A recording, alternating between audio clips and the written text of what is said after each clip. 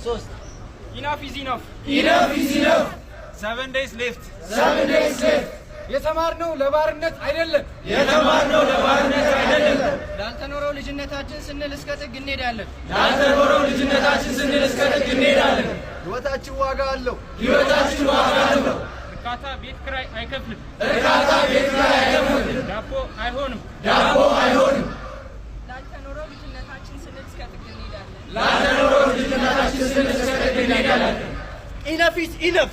ኢነፍ ኢዝ ኢነፍ። የተማርነው ለባርነት አይደለም። የተማርነው ለባርነት አይደለም።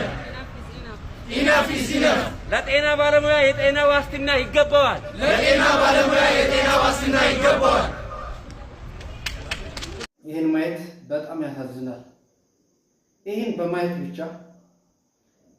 በማየት ብቻ የስንት ሰው ህልም እንደሚቀጭጭ የስንት ጎበዝ ተማሪዎች ህልም ዓላማ አድርገው ሜዲሲን ለመግባት ዶክተር ለመሆን ህልማቸው አድርገው የሚንቀሳቀሱ የሃይስኩል ተማሪዎች ገና ልጆች ህልማቸው ምን ያህል ሊቀጭጭ እንደሚችል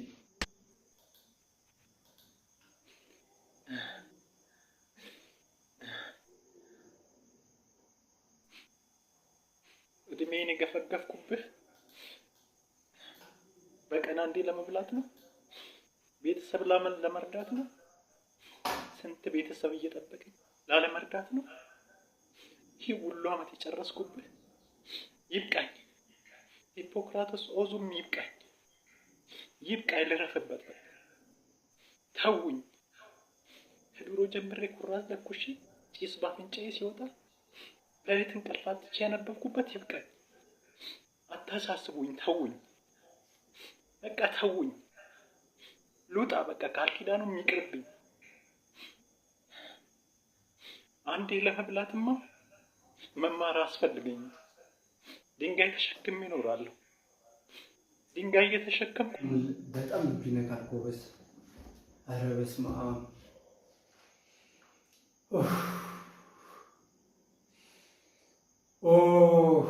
በጣም ነው ልብ የሚነካው። እንዴ ሌላ እኮ አለ የቅንጦት ኑሮ አይደለም እየጠየቁ ያሉት። አንዴ መብላት ኢቭን ባጃጅ ከሚሰራ የቀን ሰራተኛ ከሚሰራው በታች ነው ማለት ነው ወር እየተከፈላቸው ያለና ይሄ እንዴት ነው ተማሪዎች ሊማሩ የሚችለው? ይሄን እያየ በአገር በትውልድ ምን ያህል ነው ኪሳራ ሊያመጣ የሚችለው? በእውነት እኔ ከአንድ ስንት እንቅልፍ አልባ ሌሊቶችን አሳልፎ እዚህ የደረሰን ዶክተር በዚህ ልክ ማየት በጣም ከባድ ነው። እንዲያውም ዶክተሮች በጣም ችግርን የመቋቋም አቅም አላቸው። በጣም ማለት ነው።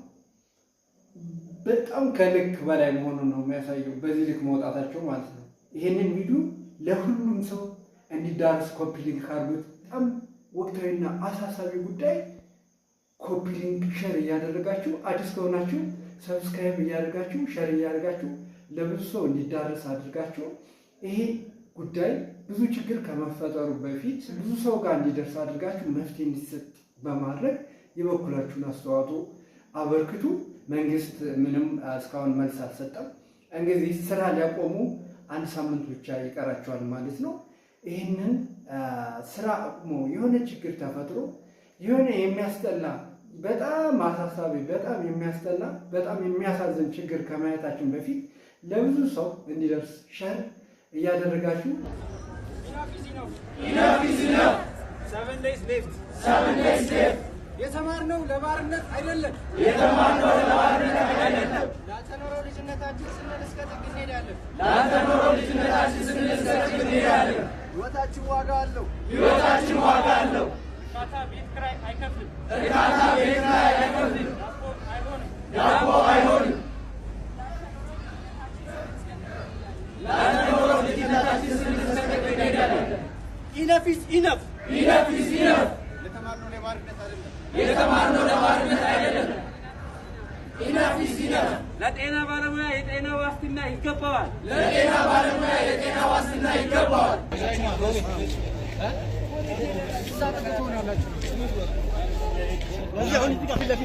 ሁሉም አንድ ላይ እዚህ ጋር እንሰብሰባለን። ወደዚህ ዞራ ይገባል አይደል? ነው Enough is enough. 7 days left. 7 days left. የተማርነው ለባርነት አይደለም። ላተኖረው ልጅነታችን ስንል እስከ ጥግ እንሄዳለን። ሕይወታችን ዋጋ አለው። እርዳታ ቤት ኪራይ አይከፍልም። ዳቦ አይሆንም።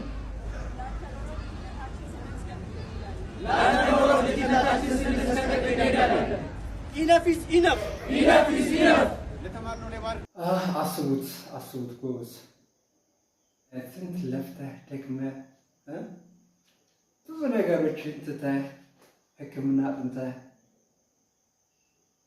ልጅነትን ትተህ ብዙ ከቤተሰብ ጋር የምታሳልፋቸውን ብዙ ነገሮችን በዓል ሳትል ልደት፣ ሰርግ ሳታከብር ብዙ ነገርህን መስዋዕት አድርገህ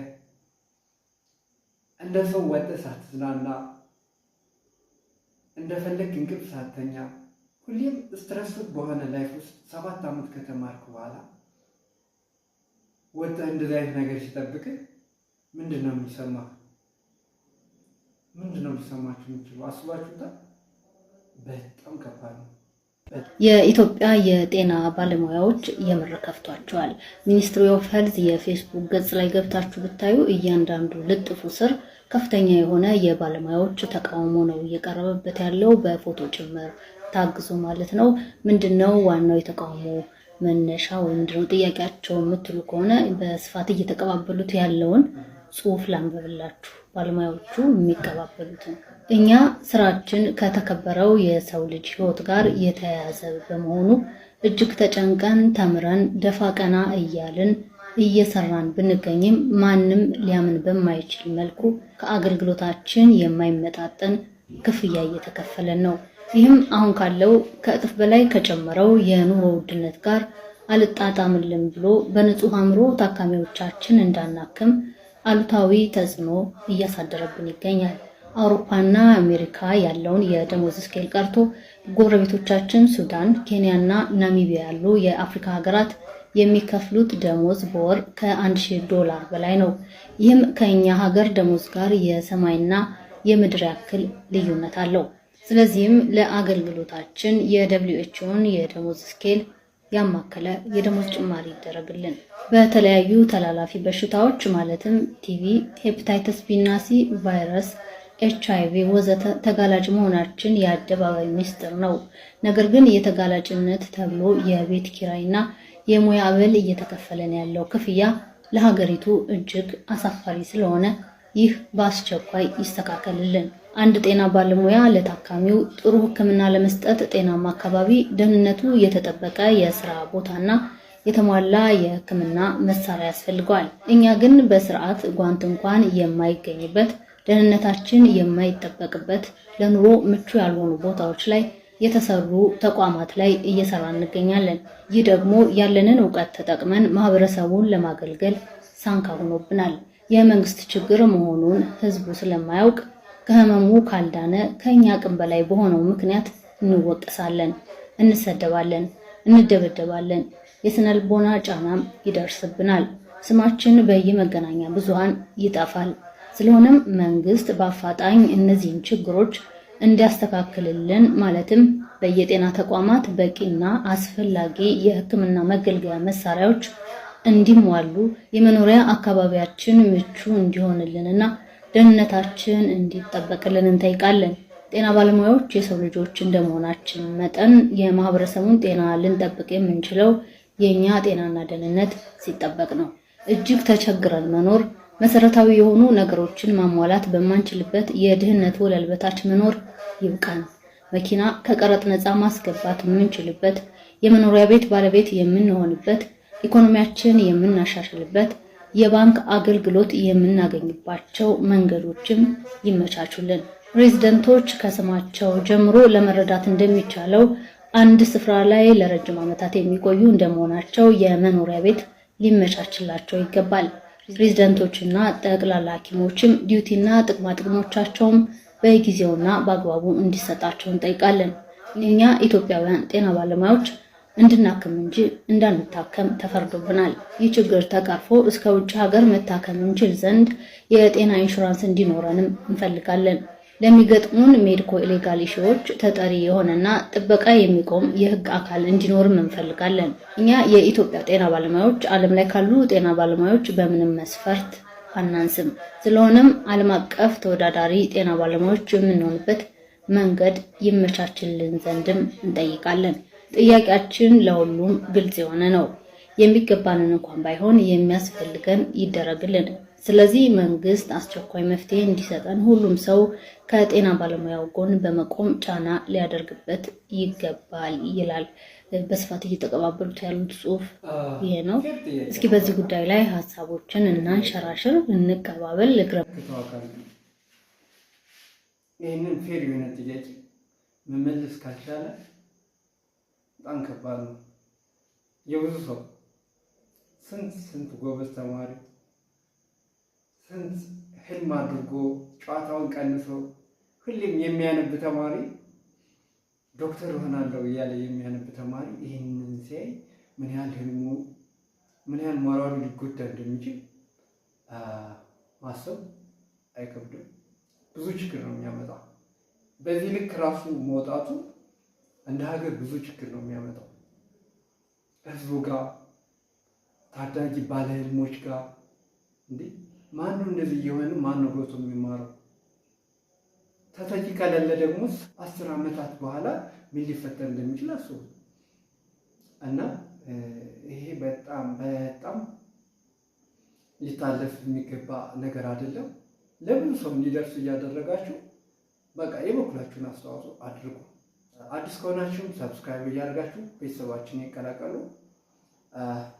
እዛ ደረጃ ከመድረሱ በፊት አሁን ባለው ሁኔታ ለምሳሌ አንድ ቀን እንኳን የጤና ባለሙያዎች የሥራ ማቆም አድማ ቢያደርጉ ሊፈጠር የሚችለውን ክፍተት ከግንዛቤ በመክተት እንዲህ ያለውም ደረጃ ይሄም ከሞራል አንፃርም ልክ ስለማይሆን አሁን ይሄ ቢፈጸም ይሄ ቢሆን ከሞራል አንፃርም ልክ አይሆንም። ምክንያቱም በዚህ ዕለት የሚሞት የነሱን አገልግሎት ፈልጎ የሚያጣ ታማሚ ቢኖር ልክ አይሆንምና ጥያቄዎቻቸውን መመለስ፣ መወያየት፣ ምንድነው ያለው ችግሮችን ተቀራርቦ መነጋገር ከጤና ባለሙያዎችም ጋር ከሌሎች ከሚመለከታቸው አካላትም ጋር ሰፋ ያለ ውይይት በማድረግ ጥያቄዎቻቸውን ለመፍታት ለመመለስ መስራት ያስፈልጋል። ጠንከር ያለ ስራ መስራት ያስፈልጋል። እዚህ ጋር ደግሞ ከፍተኛው ኃላፊነት የመንግስት ነው የሚሆነው። ሌሎችም አጋር ተቋማት እዚህ ላይ መሳተፍ የሚችሉ እነዚህ በሙሉ እዚህ ጉዳይ ላይ መረባረብ ይኖርባቸዋል። አለዚያ